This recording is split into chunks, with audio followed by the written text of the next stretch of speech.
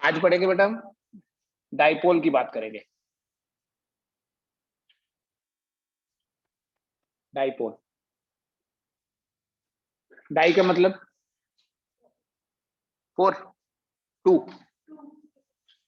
Poles. Di means two poles. तो dipole क्या होता है बेटा? Dipole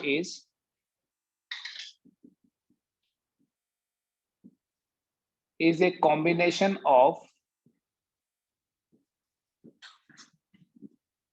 two poles, two charges with equal magnitude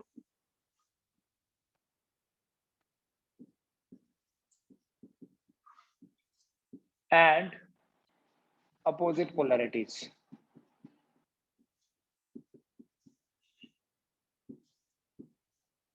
What is a dipole? A dipole is a combination of two charges like this. This is the representation of a dipole.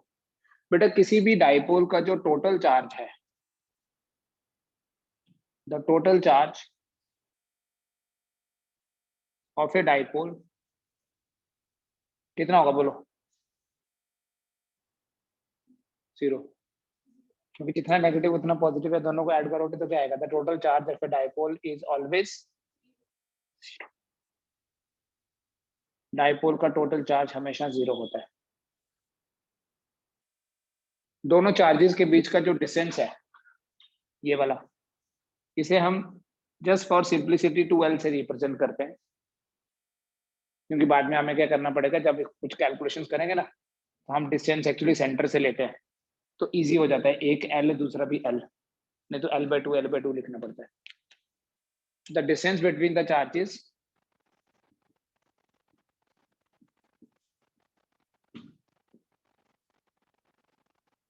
is known as dipole length. Chemistry में भी पढ़ते हो आप dipoles के बारे में। The distance between the charges is known as dipole length and it is a vector quantity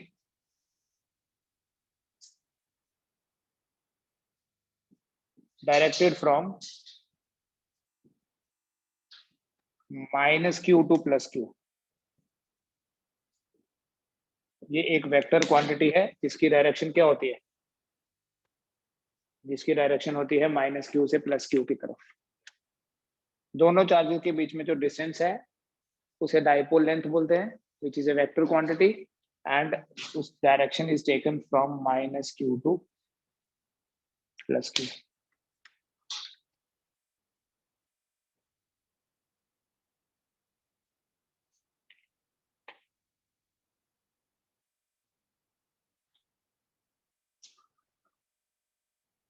बेटा जब भी हम एक डाइपोल की बात करते हैं तो इसमें एक फिजिकल क्वांटिटी इन्वॉल्व होती है हमेशा डाइपोल में।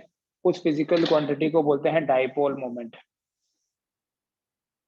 हम डाइपोल की जो भी कैलकुलेशंस करेंगे, मैथमेटिकल जो भी एनालिसिस करेंगे, उस मैथमेटिकल एनालिसिस में आपको डाइपोल मोमेंट जरूर दिखेगा। तो डाइपोल मोमेंट एक फिजिकल क्वांटिटी है किसी भी डाइपोल को रिप्रेजेंट करने के लिए जो यूज करते हैं। इस डाइपोल मोमेंट को हम P से रिप्रेजेंट करते हैं और डिफाइन कैसे करते हैं? Product of magnitude of either charge, दोनों में से कोई भी चार्ज का magnitude, and separation between the charges.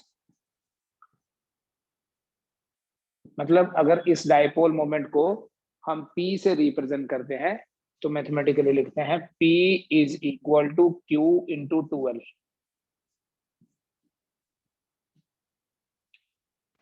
Dipole moment is the product of magnitude of either charge, दोनों में से कोई भी charge, into separation between the charges.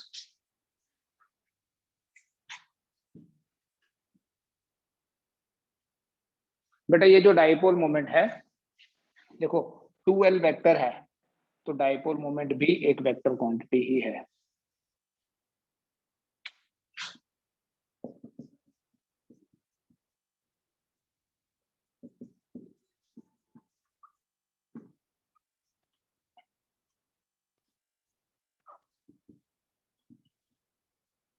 Directed from -q to +q। जो डाइपोल लेंथ की डायरेक्शन है वही डाइपोल मोमेंट की डायरेक्शन होती है।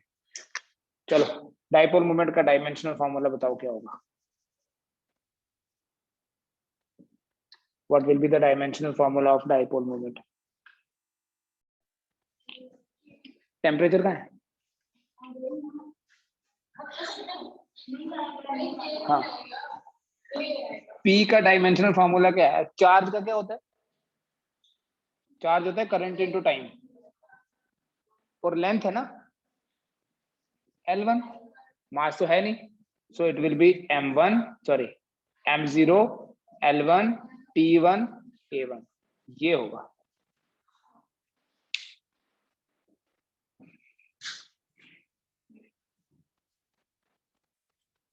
LTA बोलते हैं ऐसे, याद रखना।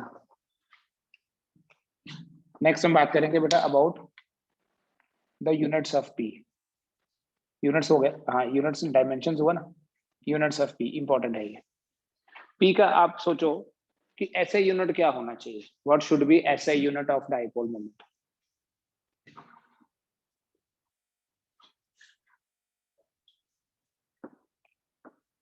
कैसे डिफाइन किया P को? Q इंटू 2L, तो चार्ज इंटू डिस्टेंस है ना, तो कूलोमीटर। ऐसा यूनिट ऑफ P इज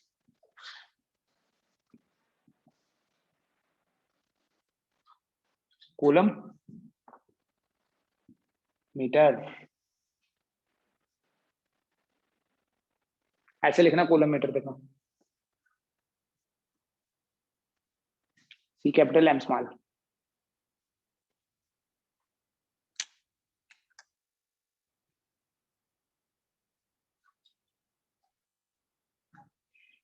और भी यूनिट्स हैं,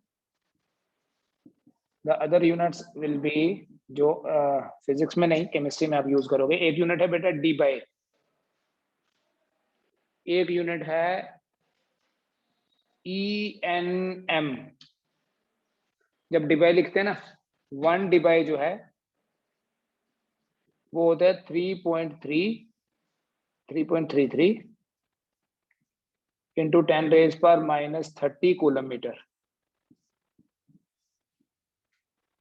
1 Debye is 3.33 into 10⁻⁻³ coulomb metre. ठीक है। ENM क्या होता है, इसकी फुल फॉर्म से ही आपको वैल्यू भी पता चलेगी। ENM होता है electron nanometre. ENM is electron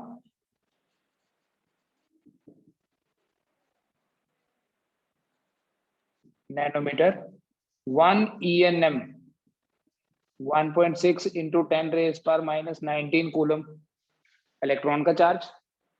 और नैनो, जहां पर भी नैनो हो ना 10⁻⁻9 होता है, तो नैनोमीटर कितना हुआ?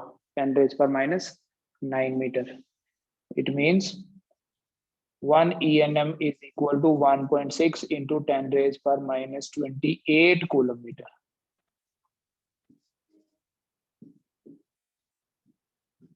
One ENM is 1.6 into 10⁻⁻28 कूलोमीटर।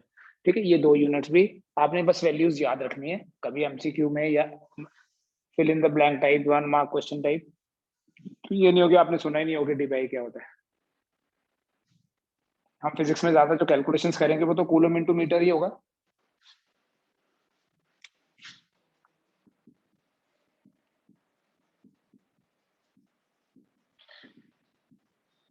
Now dipole की कुछ examples.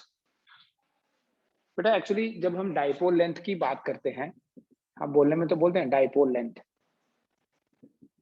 It is actually small distance. अगर आप किसी बुक में देखेंगे लिखा होगा dipole length is like, dipole के डेफिनेशन देखोगे, two charges of equal magnitude and opposite polarity separated by small distance. उसी स्मॉल डिस्टेंस को क्या बोलते हैं? उसी स्मॉल डिस्टेंस को डाइपोल लेंथ बोलते हैं। ये जो डाइपोल लेंथ है, क्यों बोला जाता है कि ये स्मॉल है? एक्चुअली बेटा कोई भी जो डाइपोल होता है ना, डाइपोल एक्चुअली मॉलिक्यूलर लेवल पे होता है। मतलब मॉलिक्यूल होता है उसको हम डाइपोल बोलते हैं। जैसे जैसे HCl मॉलिक्यूल है, इन दोनों का मास डिफरेंट है, लेकिन H पॉजिटिव और Cl नेगेटिव है। तो हम मास के बेसिस पे थोड़ी ना बोलते हैं डाइपोल, हम चार्ज के बेसिस पे बोलते हैं। तो हाइड्रोजन का चार्ज कितना है, +1e। क्लोरीन का चार्ज कितना है, -1e। हाइड्रोजन ने एक इलेक्ट्रॉन लूज किया क्लोरीन को, तो ऐसे है इसका स्ट्रक्चर। अगर देखोगे ना तो ऐसा होता है, ये हैवी है, chlorine is heavier, hydrogen is lighter. लेकिन दोनों का सेंटर टू सेंटर जो डिस्टेंस है, ऑल्दो इस डिस्टेंस की आपको वैल्यू पता नहीं भी हो तो चलेगा, लेकिन मैं बताता हूँ, ये 1.27 इंटू 10⁻⁻10 मीटर होता है। यू कैन सी ये कितना छोटा डिस्टेंस है, that is why dipole length is small distance. या एक और बड़ी कॉमन सी एग्जांपल है, a water molecule, water molecule is a complete dipole. एक वाटर मॉलिक्यूल पूरी तरह से डाइपोल की बेस्ट एग्जांपल है।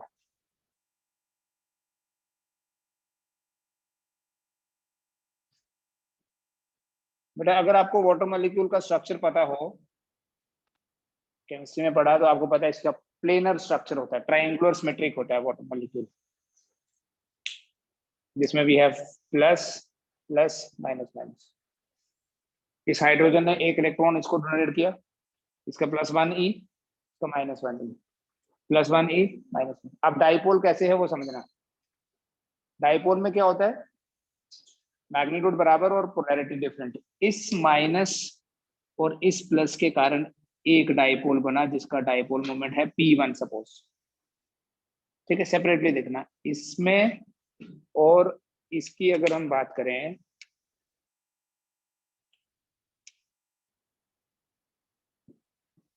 तो डाइपोल मोमेंट है P2। ठीक है, तो हमारे पास ये वाला एंगल भी आपको पता होगा, केमिस्ट्री में पढ़ा होगा, 104.5 डिग्री होता है। तो ये वाटर मॉलिक्यूल का जो स्ट्रक्चर है ना, वो बेटा ऐसा है। इधर कितना चार्ज है, -2e। कहां से आया ये, -1e -1e। यहाँ कितना है, +1e। यहाँ कितना है, +1e। ये P2, ये P1। और देखो इस पॉजिटिव और इस पॉजिटिव का सेंटर तो यहाँ पर होगा ना, तो ये है डाइपोल मोमेंट का रिजल्टेंट, जैसे हम पैरेललोग्राम लॉ से निकालते हैं। मैं एक न्यूमेरिकल कराऊंगा। डाइपोल मोमेंट एक वेक्टर क्वांटिटी है, तो एक और दूसरा, ये दो डाइपोल्स हैं, इन दोनों डाइपोल्स का resultant dipole moment parallelogram law से निकाला जाता है। ठीक है, ये खाली एग्जांपल्स हैं, क्वेश्चन देता हूं मैं अभी आपको, ये नोट कर लीजिए आप। क्या क्वेश्चन है बेटा, जस्ट डाइपोल मोमेंट की नेचर को समझने के लिए क्वेश्चन दिया। तीन चार्जेस हैं, they are arranged as shown in figure. क्या फिगर है, ओरिजिन पे -2q है, एक्स एक्सिस में +2q और वाई एक्सिस में भी +q, यहाँ भी +q और यहाँ भी +q। ठीक है, ये वाला डिस्टेंस भी a है, ये वाला डिस्टेंस भी a है।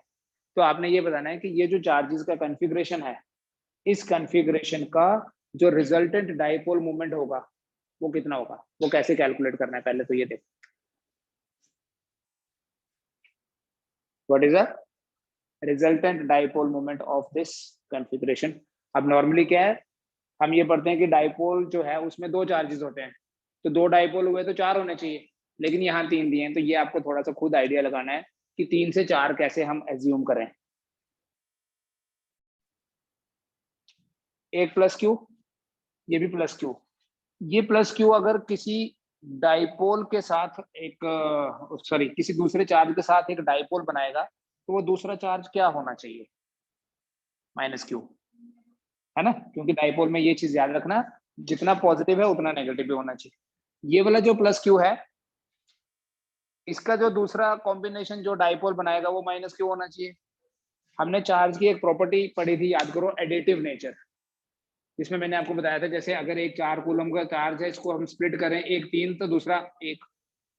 तो ये जो -2q है, जस्ट आपने ये सोचना है कि ये -2q नहीं है, ये क्या है, ये दो का कॉम्बिनेशन है, एक है -q और दूसरा भी -q, तो ऐड करके वही तो आया। ठीक है, फिर एक -q इसके साथ बना देगा पेयरिंग, मतलब डाइपोल, और दूसरा इधर। तो आपके पास देखो, एक डाइपोल ये बना और एक डाइपोल ये बना। ठीक है, जस्ट विजुलाइज करना सीखें आप। ठीक है, इस -2q को मैंने ऐसे ले लिया जैसे -q है, एडिटिव नेचर है ना। अब देखो, ये जो एक डाइपोल है इसमें डिस्टेंस कितना है, a। ये जो डाइपोल है इसमें डिस्टेंस कितना है, अगर कुछ और दिया था तो वो लिखते यहाँ, लेकिन a दिया है। -q से +q की तरफ डाइपोल मोमेंट होता है, -q से +q की तरफ डाइपोल मोमेंट होता है। अगर मैं इन दोनों डाइपोल्स मोमेंट को बोल दूं P1 और P2, तो क्या बोलेंगे बेटा, P1 इज इक्वल टू, अच्छा मैग्नीट्यूड ही लिखो, P1 is equal to P2 तो है, कितना होगा P1 का वैल्यू, क्या लिखना है, डाइपोल मोमेंट का क्या डेफिनेशन है, product of magnitude of either charge into distance. तो मैग्नीट्यूड कितना है इसका, Q, मैग्नीट्यूड में माइनस कभी भी नहीं बोलना, इनटू A, डिस्टेंस कितना है A, P2 कितना है Q इंटू A फिर से, लेकिन डाइपोल मोमेंट तो वेक्टर होता है, ये वेक्टर देखो एक, ये दूसरा। मुझे बताओ P1 और P2 के बीच में एंगल कितना है,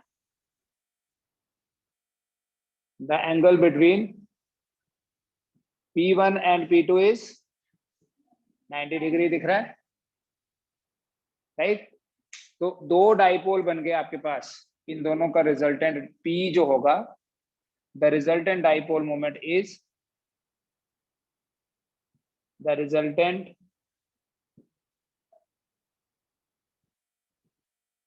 P equals to square root of P1 square plus P2 square plus 2P1 P2 cos 90। cos 90 तो 0 होता है, ये पूरी 0 बन गया, तो आपके पास आएगा P1 का square, that is Q into A square plus Q into A square. ठीक है बेटा, तो कितना हो गया P, क्वेश्चन मिटा देता हूं मैं, क्वेश्चन लिख लिया होगा आपने, बोलो P कितना हो गया, रूट के अंदर आएगा ट्वाइस ऑफ QA स्क्वायर। अब QA का जो स्क्वायर है वो तो रूट के साथ कैंसिल हो जाएगा, 2 का तो बचेगा, ये आंसर है। चेक कर लो, ये डाइपोल मोमेंट ऐसे कैलकुलेट करना है।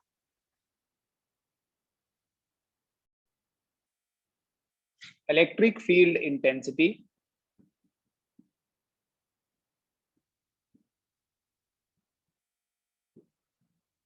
ड्यू टू ए डाइपोल,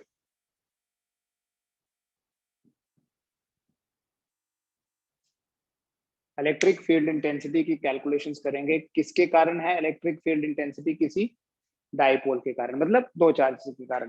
यहाँ ना दो दो तरह की कैलकुलेशंस करनी है। देखो, मान लो ये एक डाइपोल है हमारे पास, consisting of two charges, one is minus q, the other is plus q।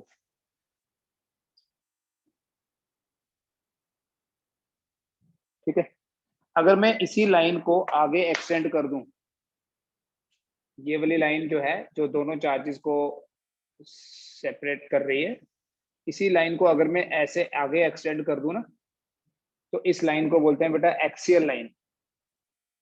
क्या बोलना है इसको, एक्सियल लाइन। ठीक है, इसी लाइन को आगे, मतलब टेढ़ा मेढ़ा नहीं करना है, ऐसे नहीं करना है, फिर नहीं बोलेंगे एक्सियल लाइन।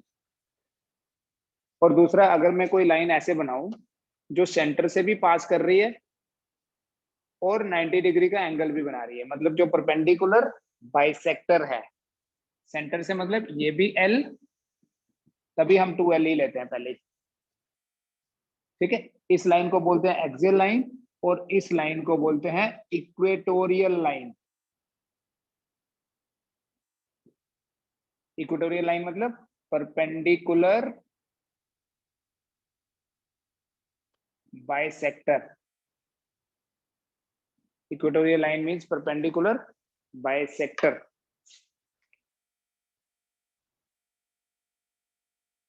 तो हमारे दो टॉपिक हैं बेटा, जिसमें एक में तो हम कैलकुलेट करेंगे electric field intensity on axial line और दूसरे में इक्वेटोरियल लाइन।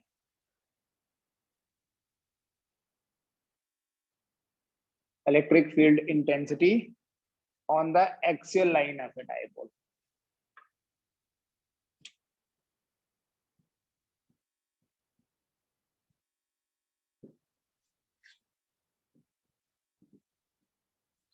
ठीक है, ये बिल्कुल वैसे है कैलकुलेशन जैसे हमने कल न्यूमेरिकल किए थे।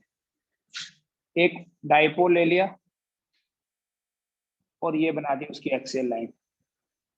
मान लीजिए डाइपोल के दो चार्जेस ए और बी पे प्लेस्ड हैं, ये डिस्टेंस है 12।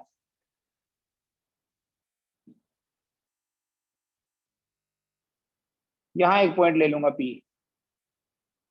जो कि डाइपोल के सेंटर से, ये सेंटर है, सेंटर से आर डिस्टेंस पे है।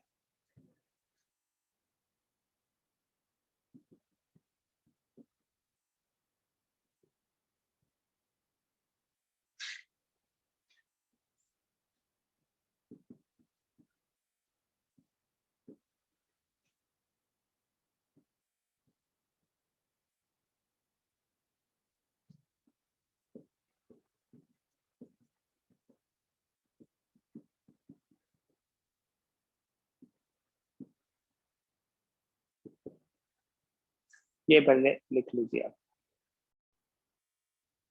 देखो सिस्टम है ना हमारे पास, डाइपोल मतलब collection, system of two charges.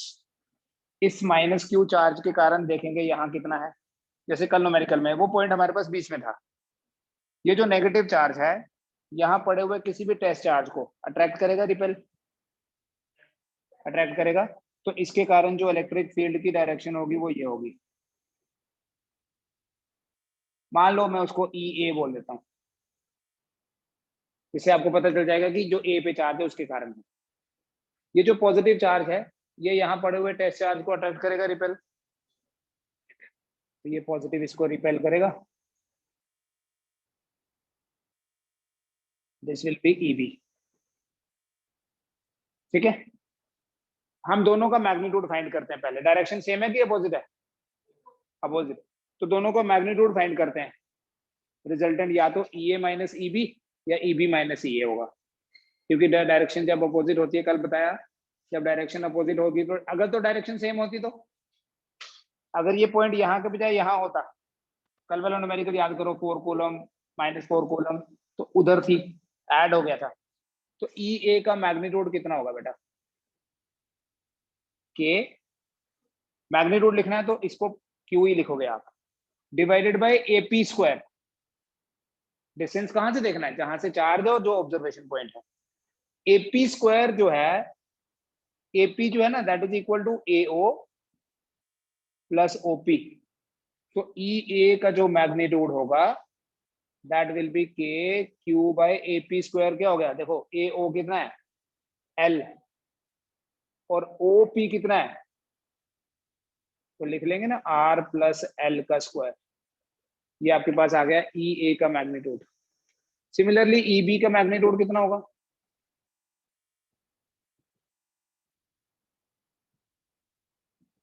के into Q by BP square. BP देखो इधर, BP is equal to OP minus OB, that is R minus L।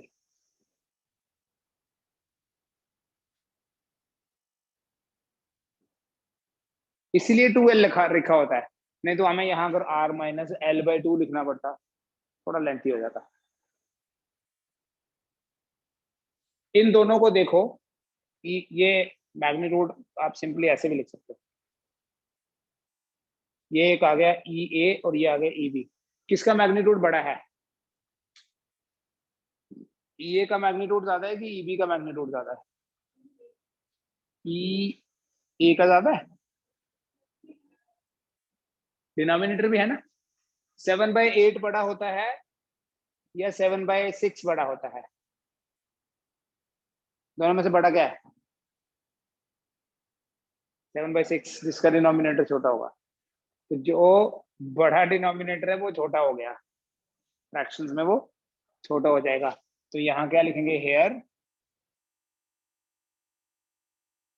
बेटा जो ई बी है that is greater than E A, therefore the resultant electric field intensity at point P is E equals to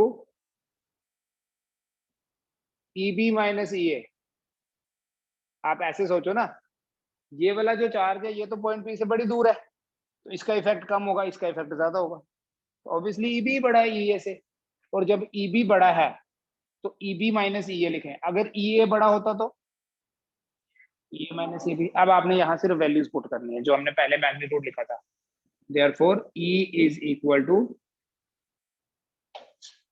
EB की जगह क्या लिख लूं, KQ over R minus L square minus KQ over R plus L square. क्या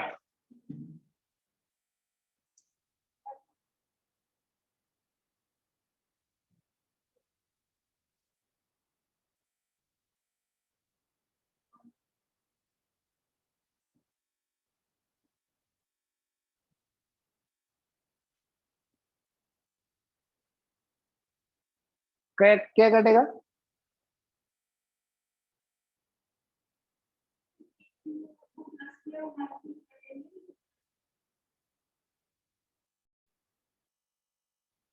तो बस इसको अब आपने सॉल्व करना है। E would be equal to K Q into, cross multiply करो, R plus L whole square, R minus L whole square divided by, ये है बेटा A minus B into A plus B.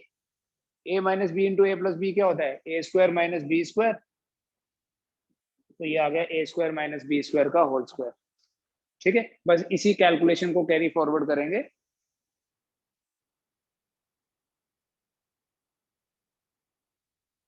तो क्या करना है इसके बाद देखिए, देयरफॉर आपका जो E होगा that will be equal to K Q, R plus L whole square क्या बनेगा, R square plus L square plus 2RL minus R minus L whole square क्या बनेगा, R square plus L square minus 2RL divided by R square minus L square whole square.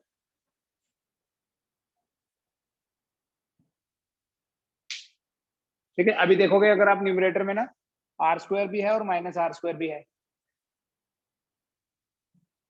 देखो यहाँ E आ गया के Q, पूरा अगर मैं लिखूं, I will write R square plus L square plus 2RL minus R square minus L square plus 2RL divided by R square minus L square whole square. बेटा इससे आपका ये R स्क्वायर और ये R स्क्वायर, ये L square और ये L square cancel, so E will be equal to K Q 4RL divided by R square minus L square and then whole square. यहाँ तक पहले बताओ कि हो जाएगा या नहीं होगा। अब बेटा ये आपके पास जो E आ गया ना, we'll write it as के क्यू इंटू, ये जो 4RL है इसको ऐसे लिख दो, 2L इंटू 2R लिख सकते हैं, 4RL ही हुआ divided by R square minus L square whole square. 2 into 2 4 ही होता है, क्यों लिखा देखना, क्योंकि हमें पता है ये Q इंटू 2L P के बराबर होता है, डाइपोल मोमेंट के बराबर होता है। E आ जाएगा K into P into 2R divided by R square minus L square and then whole square, तो है ये।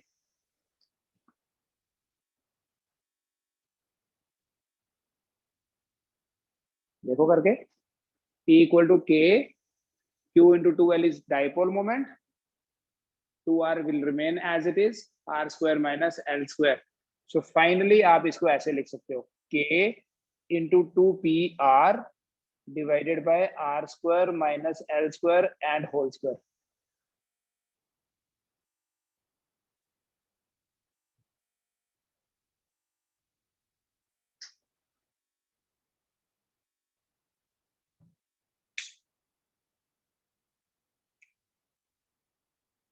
बेटा अगर ये पॉइंट P बहुत दूर हुआ, स्पेशल केस है ये, हमारे पास एक्चुअल ये रिजल्ट आ गया, लेकिन अगर point P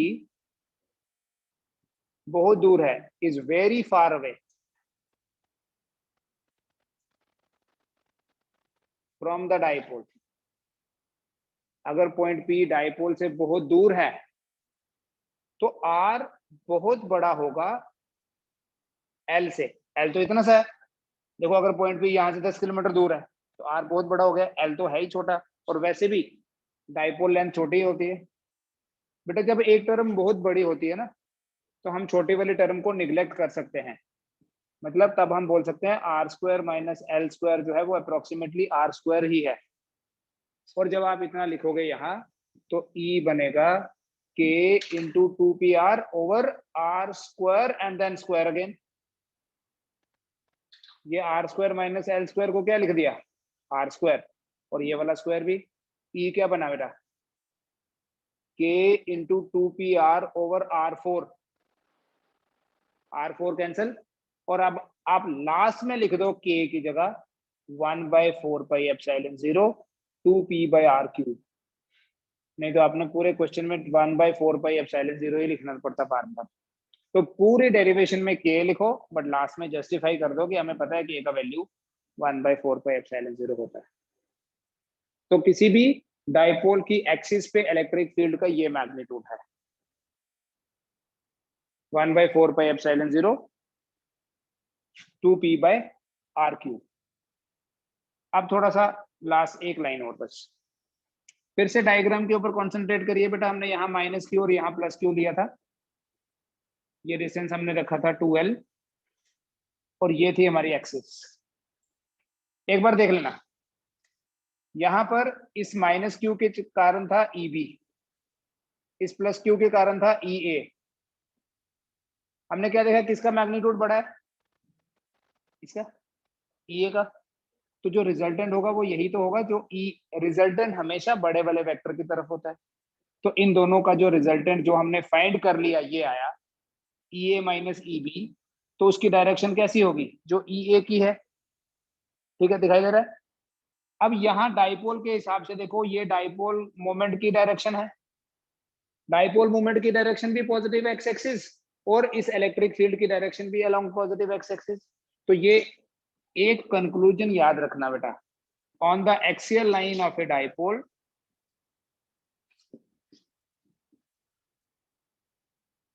the direction of resultant electric field intensity is same as that of dipole moment। कल भी एक डेरिवेशन करेंगे, उसमें थोड़ा डिफरेंट रिजल्ट आएगा, बट ये डायरेक्टली भी याद रखना है। एक तो फाइनल ये वाला एक्सप्रेशन याद रखना है, और दूसरा ये, बाकी डेरिवेशन तो आपके सामने कर दी। किसी भी डाइपोल की एक्सिस पे जो रिजल्टेंट इलेक्ट्रिक फील्ड की डायरेक्शन होगी वो वही होगी जो डाइपोल मोमेंट की डायरेक्शन है। ठीक है, ये डाइपोल मोमेंट और यही ई की डायरेक्शन है। ठीक है, इतना कर लीजिए आज।